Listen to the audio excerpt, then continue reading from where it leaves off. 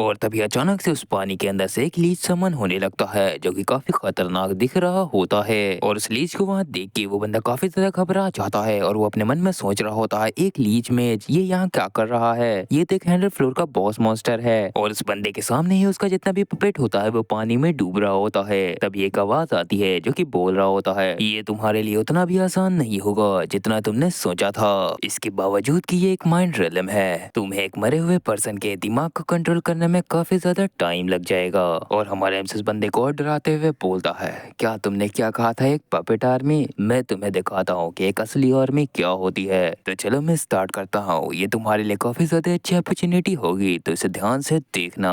और वो वहाँ पे काफी बड़ी आर्मी को समन करते हुए बोलता है, इसे कहते हैं एक असली आर्मी। और वो उसी मैनेजर की बात को दोहराते हुए बोलता है, जब से हमने इस माइंड रिलम में इंटर किया है तभी से जो विनर था वो पहले ही डिसाइड हो चुका था। और वो कमजोर पपेट वही है तुम्हारे हार का रीजन। और वो बंदा काफी ज्यादा ही डर रहा होता है। और वो बंदा उन सभी मॉन्स्टर को देखते हुए अपने मन में सोच रहा होता है, ये तो लीच है जो कि काफी ज्यादा खतरनाक बॉस मॉन्स्टर है। और यहाँ पे जितने भी मॉन्स्टर है उनमें से ज्यादातर का तो मैं नाम भी नहीं जानता। अब कोई मुझसे ये मत कह देना कि ये सारे मॉन्स्टर 100 फ्लोर से ज्यादा हाई लेवल मॉन्स्टर हैं। आखिरकार ये बंदा कौन है जिसके पास इतने खतरनाक आर्मी है? और वो बंदा काफी ज्यादा डरते हुए और हैरानी से हमारे एमसी से चिल्लाते हुए बोल रहा होता है, आखिरकार कौन हो तुम कौन हो घोस्ट फेस? और इसी के बाद हमारे एमसी अपनी पूरी आर्मी के साथ उसके ऊपर अटैक कर देता है। उस बंदे की हालत बहुत ज्यादा ही खराब हो जाती है, उसकी आंखों से आंसू आने लगता है, ऐसा लग रहा था कि उसका फट के चार हो चुका है। और वो बंदा काफी जोरों से चिल्ला भी रहा होता है। और तभी वो अपने रियलिटी में वापस आ जाता है जहाँ उसका हालत काफी ज्यादा ही खराब हो रहा होता है। वो अपने घुटनों पे आके अपने मन में सोच रहा होता है, मैं इस जगह पे वापस कैसे आ गया और कब आ गया? मैंने तो ये रियलाइज भी नहीं किया कि माइंड रिदम कब खत्म हो गया। और तभी उसको समझ में आता है कि हमारे एमसी ने उसके माइंड रिदम को कंट्रोल कर लिया था। वो बोलता है, ऐसा बिल्कुल भी नहीं हो सकता, ऐसा कैसे कर लिया इसने? और तभी हमारे एमसी उसके पास आके बोलता है, किसी बच्चे की तरह रोना बंद करो और चलो खड़े हो जाओ। और तुम हमारे बेट को भूल तो नहीं गए ना? तुम्हें मेरी मीटिंग को फिक्स करना होगा गोल्ड लेज के साथ। और इसी के बाद हमें दिखाया जाता है कि हमारे एमसी ने उस मैनेजर को एक लेटर दिया है, जहां वो मैनेजर उस लेटर को लेके हमारे एमसी को बोलता है, ये तो सिर्फ एक लेटर है। तो हमारे एमसी उसको बोलता है, हाँ ये एक लेटर है, तुम इसको गोल्ड लेज तक पहुंचा देना। तो वो बंदा बोलता है, हाँ मैं तुम्हें मना भी नहीं कर सकता क्योंकि तुमने मुझे हराया है, मगर उस तरफ से अगर कोई रिप्लाई नहीं आया तो इसमें मैं कुछ भी नहीं कर पाऊंगा। तो ये सुन के हमारा एमसी हंसते हुए बोलता है, तुम उसकी फिक्र बिल्कुल भी मत करो, वहां से जरूर से कोई ना कोई रिप्लाई आएगा। और इसके बाद वहां से सीन शिफ्ट हो जाता है और हमें उस होटल के बाहर का सीन दिखाया जाता है जहां हमारा एमसी खड़ा होता है और उनके सामने वो दोनों बंदे होते हैं। जहां मैनेजर बोल रहा होता है, जब भी मुझे रिस्पॉन्स आएगा इस लेटर का तो मैं तुम्हें कांटेक्ट करूंगा। तो हमारा एमसी बोलता है, चलो ठीक है। और इसी के बाद हमारा एमसी वहां से चला जाता है जहाँ वो दोनों उनको बोल रहे होते हैं, आप अच्छे से घर पहुंच जाइएगा।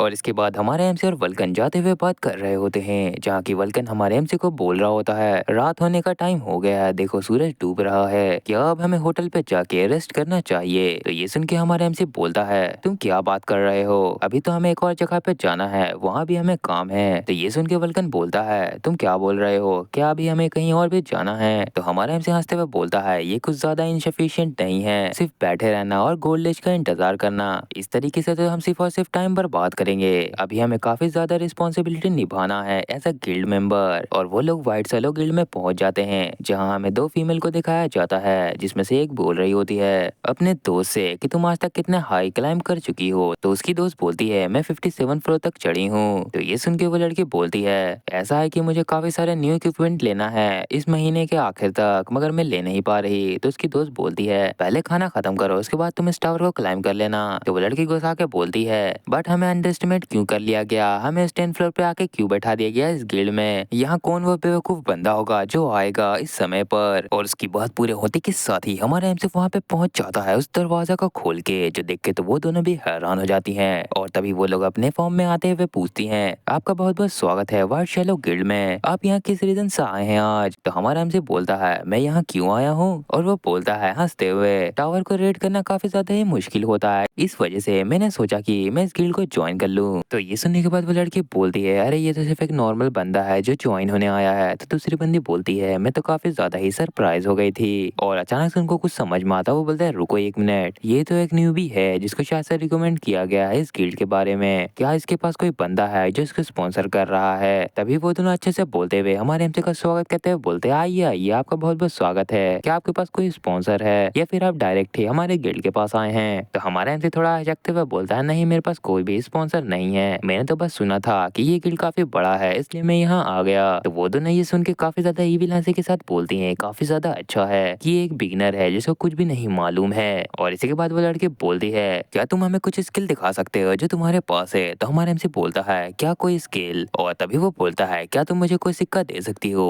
तो वो लड़की बोलती है, क्या ये सही रहेगा तुम्हें सिक्का देना?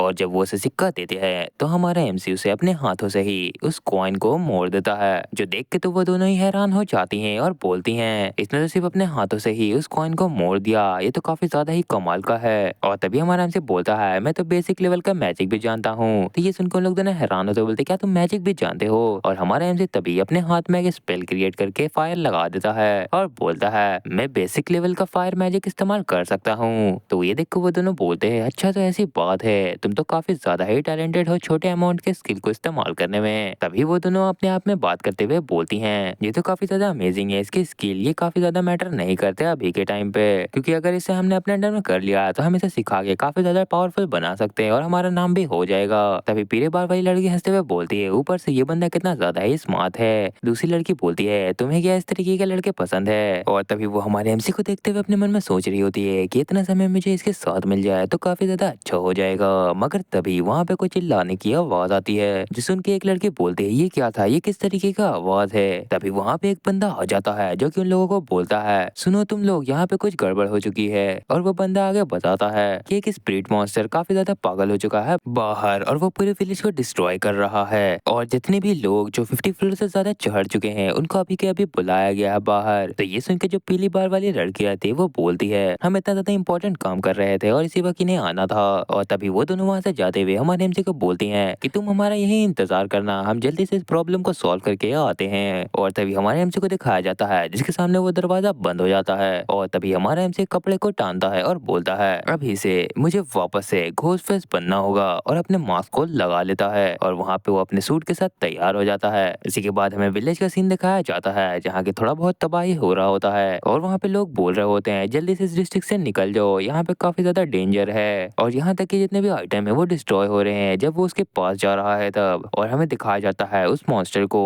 और वो लोग बोल रहे होते हैं कि हमारे ऊपर अटैक मत करो प्लीज, तुम काफी ज्यादा खतरनाक हो। और हमें दिखाया जाता है कि वो स्पिरिट मॉन्स्टर कोई और नहीं, हमारा वल्कन होता है, जो कि काफी खराब एक्टिंग कर रहा होता है मॉन्स्टर बनने की। और उसे देख के जो गिल्ड वाले रहते हैं वो भी बोलते हैं, ये तो काफी ज्यादा ही ऑकवर्ड लग रहा है। तो वल्कन अपने मन में सोचता है, हाँ ये मेरे लिए ऑकवर्ड ही है, उस कमीने ने मुझे ऐसा करने के लिए क्यों ही कहा, मैंने सालों से कोई भी एक्टिंग नहीं किया है तो मैं अब कैसे कर पाऊंगा। और वो काफी ज्यादा ही ऑकवर्ड फील कर रहा होता है अंदर ही अंदर, और हमारे एमसी को गलत बोल रहा होता है क्योंकि उसने उससे ऐसा करने के लिए कहा था। और वो बोलता है, मैं तुम्हें बिल्कुल भी नहीं माफ करूंगा चा झिनियो। इसी के बाद हमारे एमसी को दिखाया जाता है जो कि किसी की पिटाई कर रहा होता है, और उसने उसे काफी ज्यादा खतरनाक लात मारी होती है जिसकी वजह से वो बंदा काफी दूर गिरा होता है। और हमारा एमसी उस जगह पे खड़ा होकर बोल रहा होता है कि वो चीज यहाँ पे नहीं है, मैं सोच रहा हूँ कि वो कहाँ होगी। तभी उस जगह से एक और बंदा निकलता है और बोलता है, यहाँ पे इतना आवाज क्यों हो रहा है, यहाँ क्या चल रहा है? तभी वो बंदा हमारे एमसी को देख के काफी घबरा जाता है और बोलता है, तुम कौन हो यहाँ पर, तुम यहाँ क्या कर रहे हो, तुम यहाँ कैसे घुसे? तो हमारा एमसी तभी उसका गर्दन को पकड़ देता है और उसको धमकाते हुए बोलता है, यहाँ काफी सारी किताबें हैं मगर मुझे वो किताब चाहिए, तुम्हें जिसके बारे में मालूम होना चाहिए, मैं उस चीज के बारे में खोज रहा हूँ जिसमें सारे गिल्ड जो कि एफिलेटेड हैं होली किंगडम से। मुझे इस गिल्ड के अलावा सभी गिल्ड का लिस्ट चाहिए और उसका एग्जैक्ट लोकेशन, और मुझे ये इसलिए चाहिए क्योंकि मैं उन सभी को डिस्ट्रॉय कर दूंगा। तो वो बंदा घबराते हुए बोलता है, तुम क्या नहीं जानते, तुम ये सब करके बचो नहीं पाओगे, तुमने 9 स्टार को अपने एनिमी बनाने का कोशिश किया है, तुम बिल्कुल भी नहीं बचोगे। तो हमारा एमसी बोलता है, अपने एडवाइस के लिए बहुत बहुत शुक्रिया, मगर इस समय तुम्हें किसी और चीज के बारे में सोचना चाहिए। और वो उसके गले को जोर से दबाते हुए बोलता है, अगर तुमने मुझे अभी इन्फॉर्मेशन नहीं दी तो तुम्हारे साथ अच्छा नहीं होगा और तुम मरने के लिए तैयार हो जाना। तभी वो बंदा एक जगह इशारा करते हुए बोलता है, उस डेस्क पर सारा इन्फॉर्मेशन उस डेस्क पे रखा हुआ है, और हमें दिखता है कि उस डेस्क पे काफी सारे पेपर रखे हुए हैं। और तभी हमारा एमसी उस डेस्क की तरफ देखता है और उसको बोलता है, तुम्हारा बहुत बहुत शुक्रिया मेरे टाइम को ना बर्बाद करके। और इसके बाद हमारे एमसी उसको जमीन पे पटक देता है और उस तरफ चला जाता है और उन पेपर पे हाथ रख के उसको उठाता है और देखता है जिसमें सारे गिल्ड की इन्फॉर्मेशन होते हैं। और वो अपने मन में सोच रहा होता है, फिलोन सिबलिंग, तो ये सब बंदे हैं जो तुम्हारे हाथ और पाँव हैं, तुम बस इंतजार करना कैनर कारमैन, मैं एक एक करके इन सभी को काट डालूंगा और अपने पैर पैरों के नीचे दबा दूंगा। और इसके बाद वो उस चीज को जलाकर उस पेपर को वहाँ फेंक देता है और जाते हुए बोलता है, मैं धीरे धीरे तुम्हें पूरी तरीके से डिस्ट्रॉय कर दूंगा। और वो उस पूरे जगह में आग लगा देता है और बोलता है, पहले और तुम्हारे बाद। इसके बाद सीन वहाँ से शिफ्ट हो जाता है और हमें एक जगह को दिखाया जाता है जहाँ की वही बंदा होता है गोल्डेज, जो कि अपना काम कर रहा होता है। तभी वो देखता है कि उसको एक रिपोर्ट आई है 10th फ्लोर के ब्रांच से, जो कि पपेट ने भेजा था। तभी उस बंदे के कागज के ढेर में से एक लिफाफा गिर जाता है और वो लेटर रहता है जो हमारे एमसी ने दिया था, जिसे देख के वो बंदा थोड़ा हैरानी से उसको देखता है और उस लेटर को उठा के बोलता है, ये तो एक लेटर है। और वो बोलता है, इसका क्या रीजन है कि उन्होंने इस लेटर को इतना ज्यादा अलग भेजा है इस रिपोर्ट के अलावा। तभी वो बंदा उस लेटर को निकाल के पढ़ने लगता है और वो काफी ज्यादा हैरानी से बोलता है, क्या घोस्ट फेस, इसको इसको इसके बारे में कैसे पता, इस घोस्ट फेस की। और वो काफी ज्यादा हैरान हो रहा होता है। और इसी के बाद हमें उस विलेज को दिखाया जाता है जो कि पूरा डिस्ट्रॉय हो चुका था और जितने भी बंदे होते हैं वहां से जा रहे होते हैं और बोल रहे होते हैं, जिन लोगों ने भी इस आग को देखा